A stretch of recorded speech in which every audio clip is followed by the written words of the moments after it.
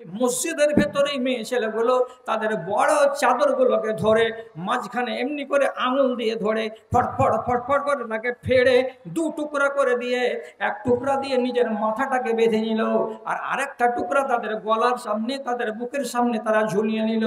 আর নিয়ে বলতে চাইলো আল্লাহ রাব্বুল আলামিন মাথা ঢাকতে বলেছেন, আমরা মাথা ঢেকে নিলাম। আল্লাহ রাব্বুল আলামিন আমাদের বুকের উপরে কাপড় চাপাতে বলেছেন, আমরা কাপড় চাপিয়ে নিলাম। তারা মেনে নিল। আপনারা ওদের বেটি, আপনারা ওদের নাতিন আর পুতিন, ওরা যদি আমাদের মা হয়ে মেনে নিতে পারে, তাহলে আপনারা তাদের পুতিন আর নাতনি হয়ে কেন মেনে নেবেন না? ওরা আল্লাহর কথাকে মেনে নিয়ে জান্নাতের নাম ঠিকানা করলো, আর আপনি আল্লাহ রাব্বুল আলামিনের কথাকে কেন মানতে পারবেন না? আর কেন নিজের নামটাকে জান্নাতের খাতায় তুলতে পারবেন না? মায়েরা, কি বলেছি আমি? গোড়াতেই বলেছি একটা কথা, পর্দা যার নাই তার ঈমান নাই। তুমি যতই মুসাল্লা বিছিয়ে রাখো বাড়িতে, পর্দা যে নারী করতে জানে না, সে নারীর হজ জাকাত তার কোনো মূল্য নেই। আগে পর্দা, একদম এটাকে হেফাজত করতেই হবে। কেন? রব্বুল আলামিন ঈমানকে আর পর্দাকে জোড়া করে রেখেছেন। ঈমান আছে তো পর্দা আছে, পর্দা আছে তো ঈমান আছে, পর্দা নাই ঈমান নাই, একদম সোজা কথা। এখন কি হয়েছে আমাদের মায়েদের আর খালাদের অবস্থা? মারা, আমাকে মাপ দিও, আমাকে ক্ষমা করিও, আমি যদি বেশি বলে দিই। রাসূলুল্লাহ দেখছেন মদিনার মসজিদ থেকে যখন পুরুষরা আর নারীরা একসাথে নামাজ পড়ে বের হচ্ছে, তখন একই গেট দিয়ে মেয়ে ছেলে আর একই গেট দিয়ে পুরুষ লোক সবাই বের হচ্ছে। কাউরি গায়ে গা লাগছে, কাউরি হাতে হাত লাগছে, কাউরি শরীরে শরীর লাগছে। তো যদি নারীর পুরুষের সাথে গায়ে গা লেগে যায়, যদি কোনো পুরুষের কোনো নারীর সঙ্গে গা লেগে যায়, তো তাহলে পরে এটা তো বড্ড হারাম কাজ। তখনই আল্লাহ পাকের রসুল মসজিদে নববীতে আওয়াজ দিয়ে বললেন, ও মেয়েরা, খবরদার, ইস্তাখিরনা ইস্তাখিরনা, তোমরা থেমে যাও, মা বোনেরা থেমে যাও। যখন সালাম ফিরা হয়ে যাবে ইমাম সাহেবের, একটু দোয়া দুরুদগুলো করবে, করার পরে যতক্ষণ পর্যন্ত বেটা ছেলেরা মসজিদ থেকে চলে না যাবে ততক্ষণ পর্যন্ত তোমরা বাইরে বের হবে না। আগে পুরুষ লোকেরা মসজিদ থেকে বেরিয়ে যাবে, তারপরে যখন খালি হবে মসজিদ তখন তোমরা আস্তে আস্তে করে বাইরে যাবে। কি হলো আইন? কেন হলো আইন? এই জন্য হলো আইনটা, যাতে পুরুষের সাথে নারীদের কোনো গায়ে গা লাগালাগি, লড়ালড়ি, ভিড়াভিড়ি এগুলো না হয়। তো মা বোনেরা তখনকার যুগের তারা মেনে নিলেন। তারপরে রাসূলুল্লাহ বলছেন, আলাইকুন্না বিহাফাতিত তারিকে, ও মেয়ে ছেলে, দুনিয়াতে যত মেয়ে ছেলে আছো, যত মেয়ে ছেলে আছো, সবারই জন্য একটাই বিধান, সেটা হলো এই, রাস্তা যখন চলবে তখন তোমরা মধ্যেকার রাস্তা দিয়ে হরগিজ চলবে না, মধ্য রাস্তা দিয়ে চলবে না। কোনখান দিয়ে চলবো? বেহাফাতিত তারিকে, রাস্তার কিনারা দিয়ে চলবে, রাস্তার সাইড দিয়ে চলবে। মধ্যেকার রাস্তা দিয়ে কারা চলবে? পুরুষ লোকেরা চলবে, বেগানা মানুষেরা চলবে। মধ্যকার রাস্তা দিয়ে যদি তোমরা চলো, তাহলে পুরুষদের সঙ্গে তোমাদের লড়ালড়ি হতে পারে, গায়ে গা লেগে যেতে পারে, হাতে হাত থেকে যেতে পারে, তখন গুনাহ হবে। এজন্য রব্বুল আলামিন নাই বলছেন, তোমরা রাস্তার কিনারা কিনারা হাঁটো, যাতে করে তোমাদের সাথে কাউরি লড়ালড়ি না হয়ে যায়। কথা বোঝা গেল? তারা মানলো। আজ আমার মায়েরা এখনকার জামানায় কেউ মানতে চাইছে না। আচ্ছা, দুই একটা কথা বলে দিই। আপনাকে যে পবিত্রতা সম্পর্কে কথা বলতে গিয়ে মধ্যখানে এতটি কথা বললাম, তাহলে একটা কথা প্রথম নম্বরে কি ছিল? সেটা ছিল হায়া। আর দুই নম্বরে জেনে রাখবেন, পুরুষদের জন্য আইন নাই এত পবিত্রতার, যতটা পবিত্রতার আইন আছে মেয়ে ছেলে পেলে। মেয়ে ছেলে পিলেকে যত রকমের পবিত্রতা হতে হয়, অত রকমের পবিত্রতা পুরুষ লোকের নাই। শোনো, তোমরা আমার মায়ের জাত, তোমরা আমার বেটির জাত, তোমাদের মতো বেটি আমার বাড়িতে আছে, তোমাদের মতো একটা মা আমার আজও বেঁচে আছে 85 বছর বয়সে। আমি তোমাদের ইজ্জত করি, আমি তোমাদের সম্মান করি, করে তোমাদেরকে দিনের কথা শেখাচ্ছি। তোমরা গাফিল আছো, তোমরা দিনের মশলা বুঝো না। তাহারাত মানে পবিত্রতা, পুরুষদের এত পবিত্রতা নেই যতটা তোমাদের পবিত্রতা আছে। কেমন? যদি যদি খেয়াল করো, যদি পুরুষের স্বপ্নদোষ হয় তাহলে তাকে গোসল করে পাক হতে হবে। যদি নারীর ওই রকম দেখতে পাওয়া যায়, বাজে স্বপ্ন রাতের বেলায় দেখে, তাহলে সে যদি তার কাপড়ে কোনো জিনিস কিছু দেখতে পাই, দাগ ধাব্বা, তাহলে তাকেও পবিত্র হতে হবে। তাহলে ওটাতে আমিও সমান, তুমিও সমান। তারপর যদি স্বামী স্ত্রীতে মধুর মিলন হয়, এটাকে বলা, এইটার পরে মানুষ নাপাক হয়ে যায়, এটাকে বলা হয় জুনবি হয়ে যাওয়া। জুনবি হতে গেলে পুরুষের উপরে যেমন গোসল ফরজ হয়, তেমনি নারীর উপরেও গোসল ফরজ হয়ে যায়। তাহলে এটা আর এটা, পুরুষ আর নারী দুটো সমান। মেয়েরা বেশি কিসে, যেখানে পুরুষ লোকেরা নেই, সেটা হলো এক, মায়েদেরকে আল্লাহ রাব্বুল আলামিন বলছেন কাতাবাল্লাহু আলা বানাতে আদমা আল মাহিজা, আদমের যত বেটি দুনিয়াতে পয়দা হবে তাদের নসিবে লিখে দেওয়া হয়েছে। মাস জুটতে গেলেই মাসের শেষে সাবালিকা যদি হয়ে যায়, তাহলে তার তকদিরে লেখা আছে 3 দিন কিংবা 4 দিন কিংবা 6 দিন কিংবা 7 দিন তার মাসিক হবে, তার ঋতু হবে। এটা পুরুষদের নাই। এখানে পবিত্রতার প্রশ্ন এলো, মশলা জানা আছে? যদি বেলা 10টার সময় মাসিক আরম্ভ হয়, তাহলে জেনে নিবে আমার খালারা, তখন থেকে নিয়ে মসজিদে ঢোকা তোমার চলবে না। তখন থেকে নিয়ে কোরআন মাজিদকে হাতে ধরে তিলাওয়াত করা যাবে না।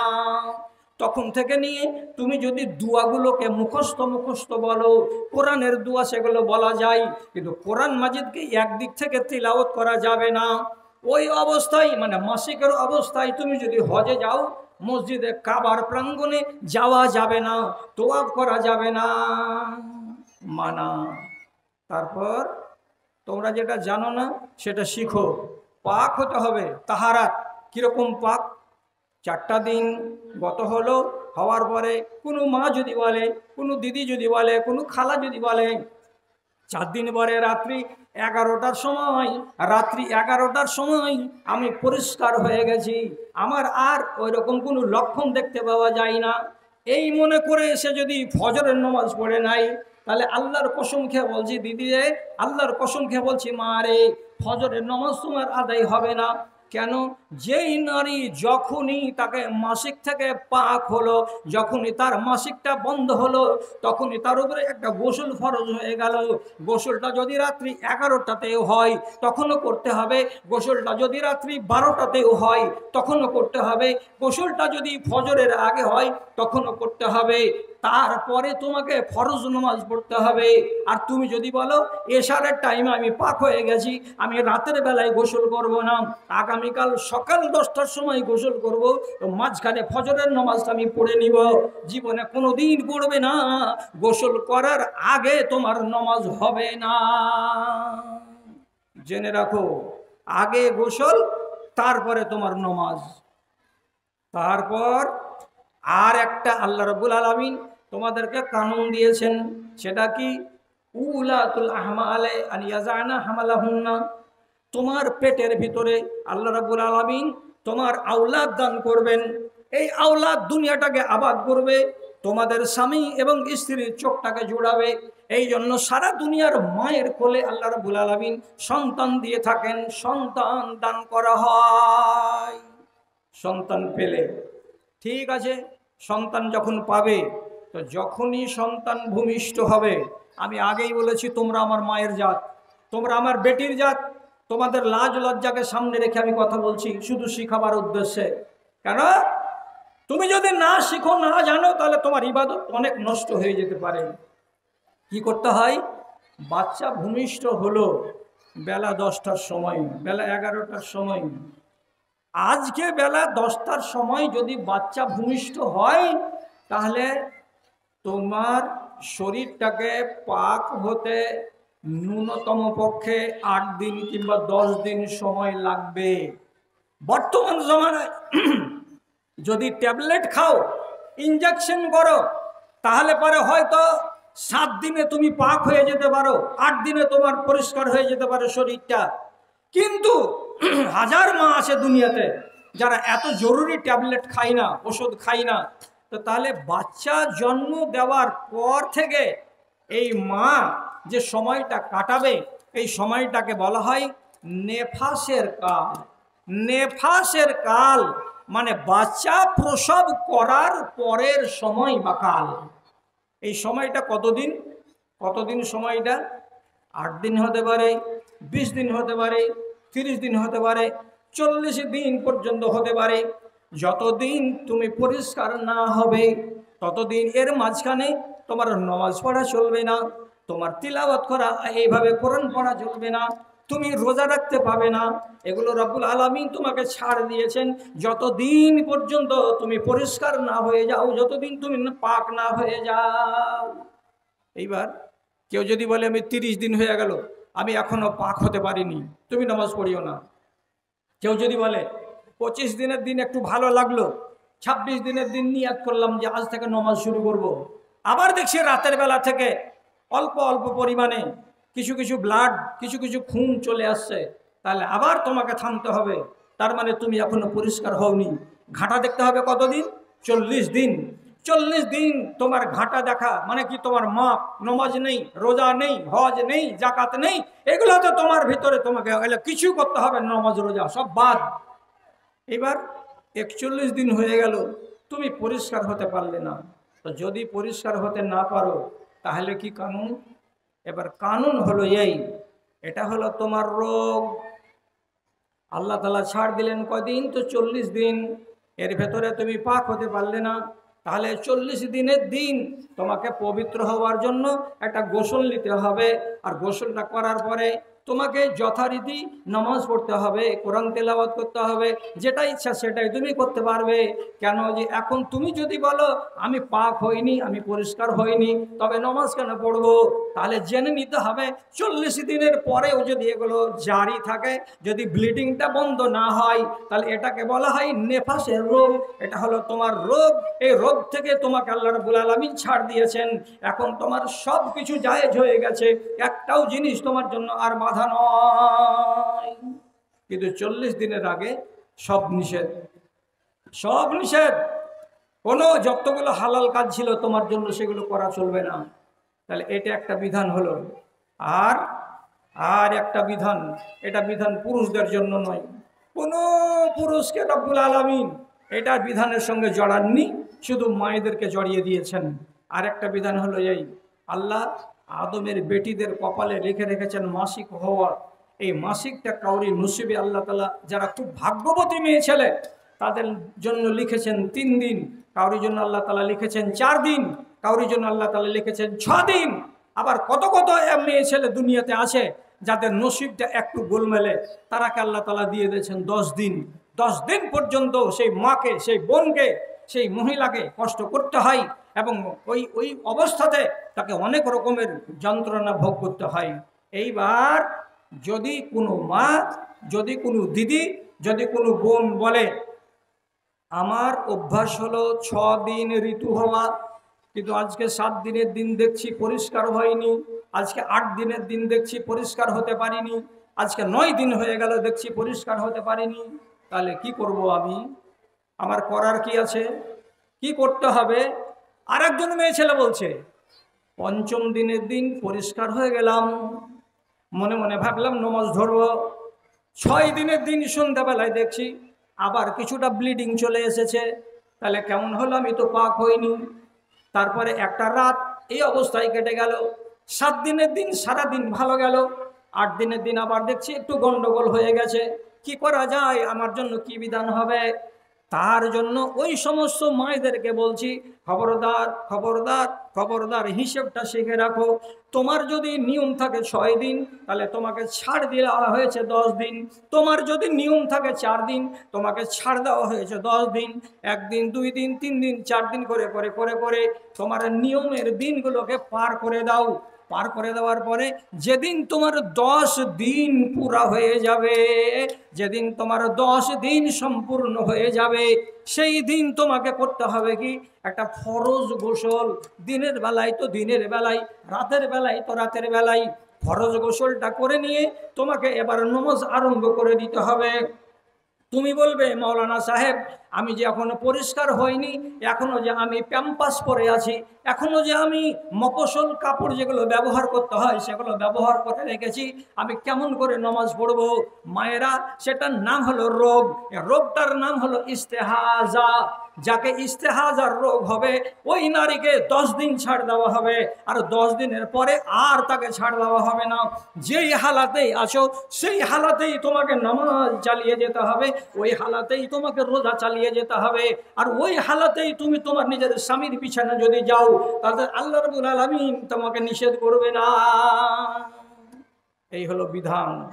তাহলে তাহারাত, পবিত্রতার মশলা মায়েদের হলো বেশি আর ছেলেদের হলো কম। এই জন্য মায়েদেরকে শিখতে হয় অনেক কথা।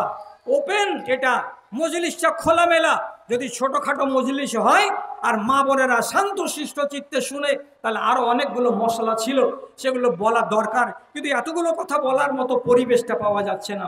আর একটা কথা বলে দিচ্ছি, আপনি ভালো করে শিখে রাখুন, যদি ছেলে জ্বালায় কোলের বাচ্চা নামাজ পড়বেন তো বাচ্চাকে কোলে করে নিয়েই নামাজ পড়বেন।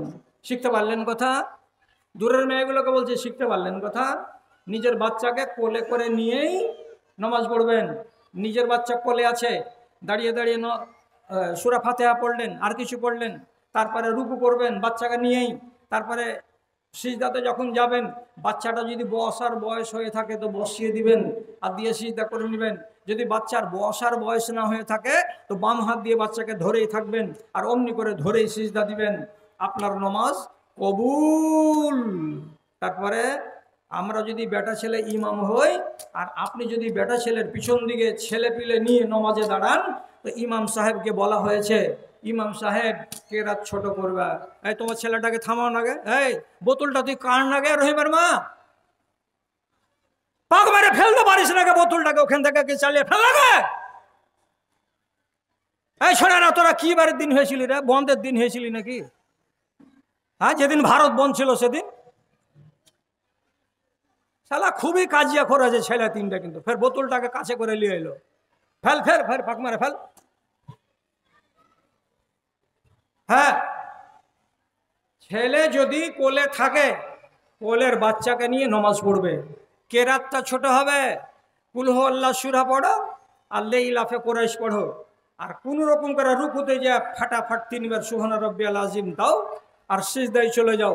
রুকু সিজদা থেকে উঠো আর একবার খালি বলো রাব্বিক ফিরলি, ফের সিজদায় চলে যাও। কেন? ছেলে আছে কোলে, কোলে ছেলে নিয়ে লম্বা নামাজ করা যাবে না। আল্লাহ তাআলা কত ছাড় দিয়েছেন। যেমন তোমাদের পেঁয়াজ আছে তেমনি আল্লাহর পক্ষ থেকে ছাড়ও আছে। বড় বড় চুল আছে মাথায়, বড় বড় চুল, এই চুলগুলোকে ভিজাতে হবে গোসলের টাইমে, তাহলে কত বড় জিল্লতি। দিনের বেলায় গোসল করে একবেলা মা খালাকে ছাদে যে চুলকে এমনি করে ঝেড়ে ঝেড়ে শুকাইতে হয়, নাহলে চুল ভিজা থাকতে গেলে বড় শরীরের ক্ষতি করে। এই চুল তো যেমন আপনার জিনাত তেমনি চুল হলো আপনার ফিতনা। তাহলে দিনের বেলায় যদি চুল শুকাতে এত ঝামেলা হয় তো রাতের বেলায় চুলকে যদি ভিজিয়ে দেওয়া যায় তো কত ঝামেলা হবে। তখন আল্লাহ তাআলার নবী বলছেন, আরে বাবা তোরা নারী জাত, তোদের ঝামেলা বেশি তো তোদের সুবিধা বেশি। কেমন নবীজি? আমাদের ঝামেলা বেশি তো সুবিধা বেশি কেমন? নবীজি বলছেন, রাতের বেলায় যদি তোমাকে ফরজ গোসল করতে হয়, সেটা জুনবি গোসল হোক কিংবা মাসিক থেকে পাক হওয়ার গোসল হোক কিংবা নেফাস থেকে পাক হওয়ার গোসল হোক না কেন, তোমাকে আল্লাহ রাব্বুল আলামিনের পক্ষ থেকে ছাড় দেওয়া হয়েছে। তুমি বেনিটাকে জুত করে উপর দিকে বেঁধে নাও, তোমার মাথার চুলগুলোকে সামনের দিকে এমনি করে মুঠ করে বেঁধে নাও, আর নেওয়ার পরে আস্তে আস্তে আস্তে আস্তে এমনি করে মাথার গোড়াগুলোতে পানি ঢালো, মাথার গোড়াগুলোতে পানি ঢেলে ঢেলে পুরো মাথার চামড়াগুলোকে ভিজিয়ে দাও। চুলগুলোকে ভিজাতে হবে না, চুলগুলো যেমন শুকনো আছে তেমনি শুকনো থেকে যাবে। আর মাথাটাতে পানি যখন পৌঁছে গেল তাড়াতাড়ি করে একটা ন্যাকড়া দিয়ে একটা সাফি দিয়ে মাথাটাকে মুছে নিতে হবে। আর নেওয়ার পরে চুল যদি ছেড়ে দাও তাহলে আর তোমার ঝামেলা হবে না। অনেক মা বোনেরা বলবে চুল যে ধোয়া গেল না মৌলভী সাহেব, তো পাক হওয়া গেল কি গেল না? মারে আর খালারে বেশি পণ্ডিত হওয়ার চেষ্টা করিও না। আল্লাহ রাব্বুল আলামিনের নবী তোমাদেরকে ছাড় দিয়েছেন, চুল ধুতে হবে না, চুল ধোয়াটা জরুরি নয়। যদি ভয় থাকে যে ঠান্ডা লেগে যাবে, চুলগুলোকে জড়ো করে হাতের উপরে মুঠা করে ধরে রাখো, আর চুলগুলোকে শুকাইয়ে রাখো, আর মাথার ভিতরটাকে ভিজিয়ে দিয়ে কাপড় দিয়ে মুছে নাও, চুলগুলোকে আবার ছেড়ে দাও। তোমার চুল যদি শুকা থেকে যায়, তোমার গোসলটা ঠিক হয়েছে, তোমার পবিত্রতা অর্জন হয়ে গেছে, কোনো অসুবিধা নাই। বুঝা গেল? কত মশলা আছে তোমাদের জন্য। তো মশলা তো আছে অনেকগুলো, গোড়াতে যাচ্ছি যে আর একটা কথা বলছি, খালাগে আর মাগে, যারা তোমরা বিয়ে শাদী করনি, যারা বিয়ে শাদী করনি তারাকে বলছি, হিন্দুদের মতো করে তোমার শ্বশুর শাশুড়ির কাছে বিবাহ করার পর বিদায়ের কালে এখানটা 2 হাত লম্বা লাল রঙের প্যান্ট পেনা উড়নি, যাকে বলা হয় চুনরি, যাকে বলা হয় চুনরি, মাথায় দিয়ে মাথাটাকে চাপিয়ে দিয়ে, ওটা কোনো শাড়িও নয়, ওটা কোনো ওড়নাও নয়, ওটা কোনো দামি বস্ত্রও নয়, এটা হলো হিন্দুদের রেওয়াজ। মাথাতে চুনরি চাপিয়া শ্বশুরের বাড়ি যাইও না, মুশরিকদের আচরণকে নিজের কাছে টানিও না, এটা তোমাকে অনুরোধ করে বলে গেলাম। আর একটা কথা বলে দিচ্ছি, দিয়ে শেষ করে দেব, সেটা হলো এই, যারা বিবাহিত হয়ে গেছো তারাকে বলছি, মারে আর খালারে কোনো জায়গাতে গিয়ে কোনো মেয়ে ছেলেকে যদি তুমি দেখতে পাও খুবই সুন্দরী, তুমি দেখলা, তোমাকে দেখতে খুব ভালো লাগলো, এবার বাড়ি গেলে, আর বাড়ি যাবার পরে রাতের বেলায় তুমি তোমার স্বামীর ঘরে গিয়ে মিয়া বিবি যখন বালিশে মাথা দিয়ে ঘুমাইলা, তখন তোমার স্বামীর সামনে এই গল্পটা হরগিজ করিও না, যেই গল্পটা তুমি বিকরে বেড়াতে গিয়ে একটা আলাদা নতুন বেটি ছেলেকে দেখে তোমাকে খুব সুন্দর লেগেছে, ওই মেয়ে ছেলেটির রূপের বর্ণনা তোমার স্বামীর সামনে করিও না। এটা হলো মোটা ভজন বেটি ছেলের পরিচয়। নিজের স্বামীর কাছে গল্প করছে, বলছে কইছ জি, আল্লাহ এত সুন্দর বেটি ছেলেটা জি, ওর চামড়া দেখে মনে হচ্ছে আয়না যে কাজ জি, চেহারা দেখা যাচ্ছে এত ফর্সা, ওর নকশা কত সুন্দর, ওর গায়ে যৌবন কত সুন্দর, মেয়েটার দিকে যখন দেখছি তখন চোখ ফিরেতে ইচ্ছা করে না, আল্লাহ এত সুন্দরী করেছে মেয়েটাকে। তো তুমি যে তোমার স্বামীর সামনে একটা অন্য মেয়ে ছেলের রূপ আর সৌন্দর্যের বয়ান করছো, তুমি হইলা বেকুব বেটি ছেলে। কেন? আর একদিন যদি তোমার স্বামী বলে ওইটা কোন বাড়ির বেটিটারে, তো বলবে যে খোঁজ নিয়ে দেখেছি বিকট হিফজুল কোরআন মাদ্রাসা দক্ষিণ দিকে 4খান বাড়ি দূরে। তো তোমার স্বামী যদি আর একদিন বলে আমি ওই মেয়েটাকে বিবাহ করব, আর বলে যদি পায়গাম দিয়ে দেয়, তাহলে পরে তোমার বাড়িতে কি চলে এলো? তোমার সতীন চলে এলো। ওর বিয়ে করা যায় আর তোমার সতীন আসা যায়, কিন্তু সতীনকে তুমি সইতে পারবে? কোন নারীটা দুনিয়াতে আছে যে সতীনকে মানতে পারবে? আগেকার মা খালারা বেটি বিদায় করার আগে আর গলাতে 9টা তাবিজ দিত, আর তাবিজের মাঝখানে এত বড়খানে একটা কাঁটা দিত, কাঁটাটার নাম কিন্তু সতীন কাঁটা। বুঝ করো তোমার দাদিরাকে যে দিয়েছিলে গে দাদি, সতীন কাঁটা দিয়েছিলি। সতীন কাঁটার মানে কি? এটা গলায় যদি দিয়া থাকিস তো জীবনে তোর পুরুষটা তোর উপরে সতীন আনতে যাবে না। সতীন কাঁটাতে সতীন থামবে। পুরুষটার সামনে পর নারীর সৌন্দর্যের বর্ণনা জীবনে করতে যাবে না, এটা হলো তোমার জন্য একবারে নিষেধ, খবরদার। আর একটা নিষেধ বলে দিয়ে আমি অন্যদিকে চলে যাচ্ছি। আজানের টাইম চলে এলো। তোমার স্বামী যদি বাড়িতে থাকে, তোমার স্বামী যদি বাড়িতে থাকে, তো খবরদার, স্বামী বাড়ি থাকা অবস্থাতে তুমি নফল রোজা করতে পারবে না। নফল রোজা কতটি? আশুরার রোজা 2টা, আরাফার রোজা 1টা, শওয়ালের রোজা কয়টা? তো 6টা। প্রত্যেক সোমবার আর বৃহস্পতিবারের দিন প্রত্যেক মাসে প্রত্যেক সপ্তাহে রোজা করা 2টা, 13, 14, 15 এই 3 তারিখ প্রত্যেক মাসে রোজা করা, এগুলো হলো নফল রোজা। স্বামী যদি বাড়িতে থাকে তাহলে পরে স্বামীকে না বলে, তার আদেশ না নিয়ে, তার অনুমতি না নিয়ে কোনো মেয়ে ছেলে পিলে নফল রোজা রাখতে পারবে না। নফল রোজা রাখতে পারবে না। কেন রাখতে পারবে না? তোমার স্বামী, তুমি যদি রোজায় থাকো তাহলে রোজার অবস্থাতে তোমাকে কিছু বলতে পারবে না, তোমার সাথে তার মেলামেশা করা হারাম। আর সে যদি ইচ্ছা করে যে আমি আমার স্ত্রীর কাছে এসেছি বিদেশ থেকে, আর সে দিনের বেলায় রোজা করে আছে, তাহলে এটা কত দুঃখের কথা হবে। এই জন্য মনে রাখবা যে তুমি বাড়িতে থাকা অবস্থাতে, স্বামী বাড়িতে থাকা অবস্থাতে, হ্যাঁ হ্যাঁ হ্যাঁ, খবরদার তুমি নফল রোজা করবে না। তোমাদের জন্য নিষেধ কতটি আছে? তো নিষেধ আছে 50টা। এতটি কি বলা যাবে? মেয়ে ছেলেপিলের জন্য নিষেধ আছে কয়টা? 50টা। 50টা নিষেধকে তোমাকে বাংলাতে শিখতে হবে, বাংলাতে পড়তে হবে। এবার আমি তোমাদেরকে ডাকছি, যে খালা আর যে মা এখন পর্যন্ত আমাদের মেয়েদের হাতে হয়তো টাকাটা দাওনি, সেই মেয়ে আর সেই খালা এখন সরাসরি আমার কাছে টাকা পয়সাগুলোকে নিয়ে এসো, আমি হাতে করে নিব। কোন একজন মা খালা একাই উনি দিয়ে পাঠিয়েছেন 5000 টাকা। আল্লাহুম্মা সাল্লি আলাই, আল্লাহুম্মা বারিক আলাই। আমার মায়েরা যারা যারা এখনো আপনারা দেননি, আর তাকান এদিকে, এই যে মায়েরা এদিকে তাকান, এদিকে তাকান। এই যে দেখছেন কতটি ছাত্র, এই ছেলেটি এই বছর কোরআনে কারিমকে হিফজ করে নিয়েছে মুকাম্মাল। এরা এইবার ফারেক হয়ে এখান থেকে যাবে, কোরআনকে মুখস্থ করে নিজের দেশে যাবে। আপনাদের জন্য দোয়া রাখবে। আপনার আগে বলছি অনুরোধের সুরে, এই ছেলেগুলোকে ভালোবেসে আর এই মাদ্রাসাটা বাঁচুক কিয়ামত পর্যন্ত, এটা যদি আপনাদের মনের ভেতরে মায়া মোহাব্বত থাকে, কমসে কম এই ছেলেটিকে ভালোবেসে আপনারা 10 টাকা, 20 টাকা, 50 টাকা করে আমার হাতে দিয়ে যান। যারা এখনো দেননি সরাসরি আমার হাতে দিয়ে যান। আলহামদুলিল্লাহ, 50 টাকা হোক, 20 টাকা হোক, 30 টাকা হোক, যেটাই হোক আমার হাতে দিয়ে যান। তোমার আদেশে দিন চলে যায়। আর যখন গেট পার হবেন, তখন এই যে আপনাদের জন্য 50টা নিষেধ আছে। 50টা নিষেধ বলতে তো পেলাম না, একটু হটিয়ে রাখো বাবা, এটা হটিয়ে রাখো, আমি সামনাসামনি ধরে নিব। তাই 50টা নিষেধ মহিলাদের জন্য।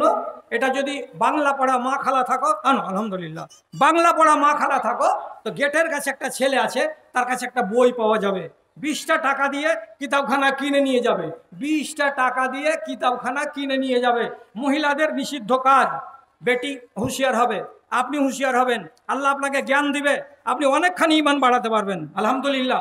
তো যার কাছে 20 টাকা, 30 টাকা, 50 টাকা আছে, আপনারা সবাই নিয়ে আসেন। আলহামদুলিল্লাহ, মাশাআল্লাহ। আল্লাহুম্মা ইয়্যিদহা বিল ইলমি ওয়াল হিলমি ওয়া যায়্যিনহা বিল ঈমানি ওয়াত তাকওয়া ওয়া লা তুআররিজা বিল ফিতানি ইয়া রাব্বাল আলামিন। আমিন বিরহমাতিকা ইয়া আরহামার রাহিমিন। আরেকজন মেয়ে এসে লেখেন আসিয়া 100 টাকা দান দিলে তোমারও লাগিয়া ওহি আল্লাহ দয়াময় মেহের করিবে, দানকারী দানকে কবুল করিবে। আমিন আমিন। আচ্ছা, যারা এখানে আসতে পারছেন না, গেটের কাছে বাক্স রাখা আছে, আয় ওরা আমার ধরে আয়। মাশাআল্লাহ, আলহামদুলিল্লাহ। একজন 100 টাকা, আরেকজন 100 টাকা, আরেকজন 50 টাকা, আরেকজন 100 টাকা দান, আরেকজন আমার দিদিমণি দিল 100 টাকা দান, কবুল করো পাক সুবহান মিনামুন আরমান। আরেকজন দিচ্ছে 10 টাকা, আল্লাহ তুমি তার প্রতি হয়ে যাও সখা, আল্লাহ তুমি তাদের প্রতি।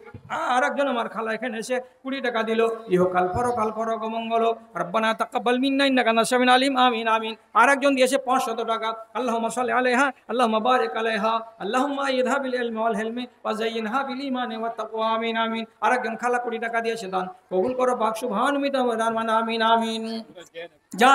যান গেটের কাছে যাওয়ার সময় দেখবেন, খোঁজ নিয়ে দেখবেন। আলহামদুলিল্লাহ।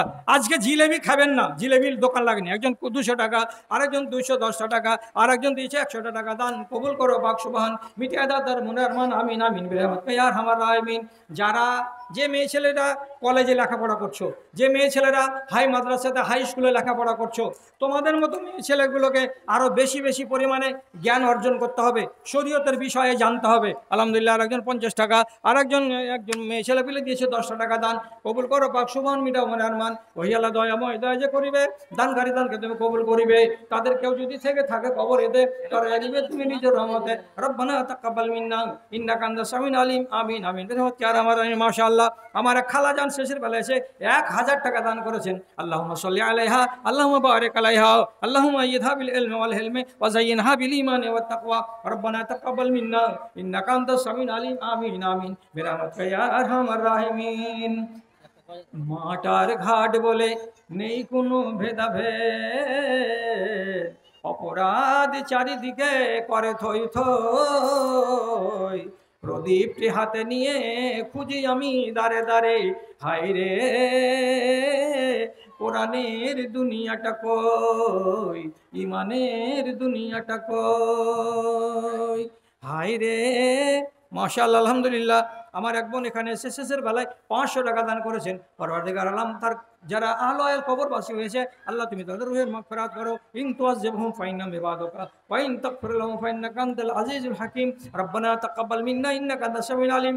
আমিন আমিন বিরহমাতিকা ইয়া আরহামার রাহিমিন। প্রদীপটি হাতে নিয়ে খুঁজি আমি দাঁড়ে দাঁড়ে, হায়রে কোরআনের দুনিয়াটা কই, ইমানের দুনিয়াটা কই।